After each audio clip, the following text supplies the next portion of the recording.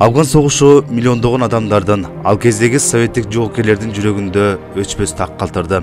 Миңдеген советтик жоокерлер интернационалдык милдетин аткаруу үчүн дээрлик 10 жыл бою Афган согушунда кан кечип, жүздөгөн тагдырлар талкаланып, соолуп, миңдеген жоокерлер майып болуп, ата-энелер кырчындай уулдарын жоготуп, сыздаткан апаатка айланган. СССРдин мамлекеттик бийлиги тарабынан кабыл алынган чечим Кыргызстандын да миңдеген жоокерлердин тагдырына так калтырды.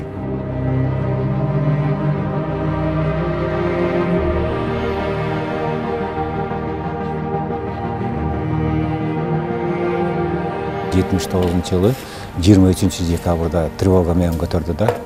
Анан кийин тревога менен көтөргөндө мен ойлоппун, согуш башталып кетти, эмне болду депчи. Себеп дегенде Душанбе шаарынын ичинде только военныйлар гана жүрүп калды да. Анан кийин Афганистан дегенден кийин ошондо гана бир Афганистан жөнүндө понятие болду. Ага чейин Афганистан жөнүндө вообще түшүнүктүү жок болчу да. Анан кийин 2 күн полигондо дайындандык. Анан 2 күндөн кийин термезди көздөй жөнөдө кеттик да. Ошондо тяжелый техникалардын баарын эшелон менен, биз өзүбүздүн ход менен, машина менен жылдык да. 2 күн жол жүрдүк термезге барып туруп, аны өтөбүз, муну өтөбүз деп турганча экинчи эшелон болосуңар деди, киресиңер, кирбейсиңер деп турдук. Анан кийин ошол убакта 80-жылдын февралдын 14-ндө границадан өттүк да. Мен али кече эсимде бар, 80-жылы 14-февралда саат 4-тө Амударияны өттүк да.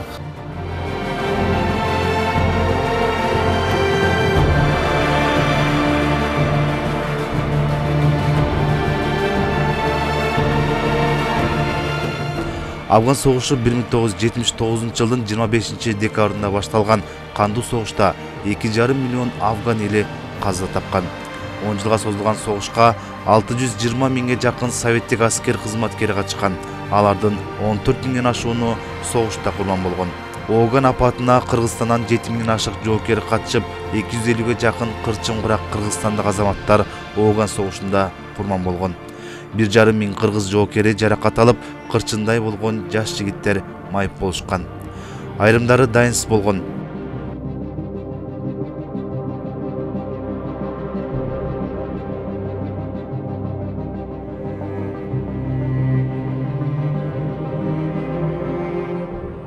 Правительствонун кызыкчылыгын биз коргогон үчүн душмандар менен биз согушка туура келди да.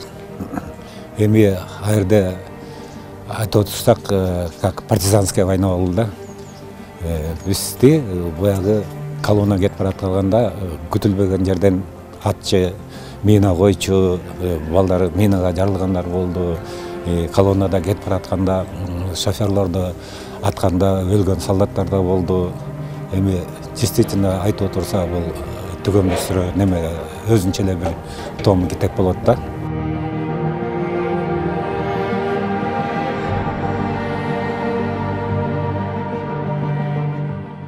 Дәл үшін мен взводында Қарақалпақтық бала бар эле. Түнде жанагы ушу афгандардын солдаттары да турчу бизден да. Бирок алардан мындай курак жарагын көптүрө байкач эмеспиз да. Түнде бир ракета деп коет, жанагы биз соны ракета атат да, атканда командир взвод менен БТР менен барып калдык. Барсак, жанагы балага колуна, оң колуна ок тийиптир. Жаткан экен, неме кылып, анан бияктагы карасак, афгандарды неме кылып, аларды уже өрттөп, типа неме казарма сыяктуу да. Ошондо көрдүм да, солдаттар күйүп калгандар баары. Алардан тиги баланы алып анан кийин Санчасқа бардык, анан ошодон ары алып кеттик Кабылга, колун неме кылып. Кийин кат жазып калды, ушундай бар, колун кезип, азып немеде жүрөм, инвалид болуп калдым деп. Андай кызычуулар күнүгө да, күнү-түнү уйку жок, күнү-түнү атыштын үстүнө да.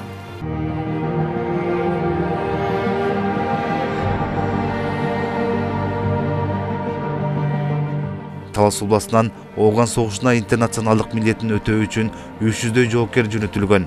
41 жоокер кандуу согушта курман болгон. Дээрлик 10 жылга созулган кандуу согуш күлгүндөй жигиттерди күлгө айлантты. Миңдеген эненин жүрөгүн сыздатты, өчпөс кайгыга салды.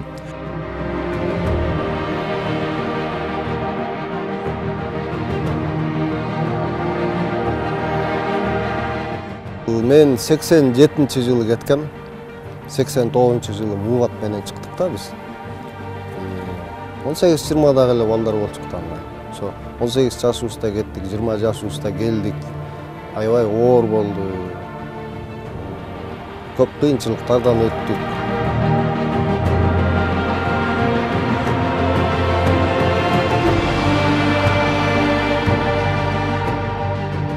Биз деле кетишибиз мүмкүн эле. 2 жыл, 1,5 жыл абдан эле Кудайдан тиледик.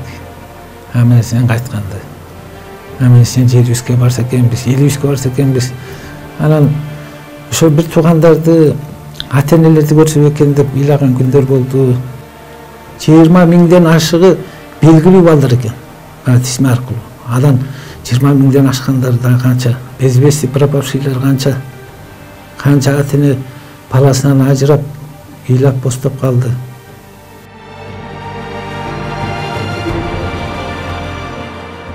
1989 жылдын 15 февралында советтик жоокерлер Ооган жергесинен чыгарылды.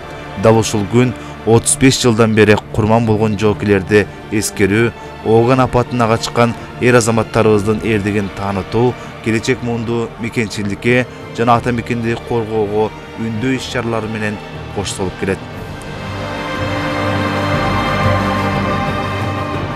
Бөтөн элде, бөтөн жерде өз жеринде көрүштү. Артта калды Афганистан ааламаты согуштун. Чептенердин күчү бек дейт ата-бабам Абалтан. Билесиңер, баркын баасын ыйык ата конуштун.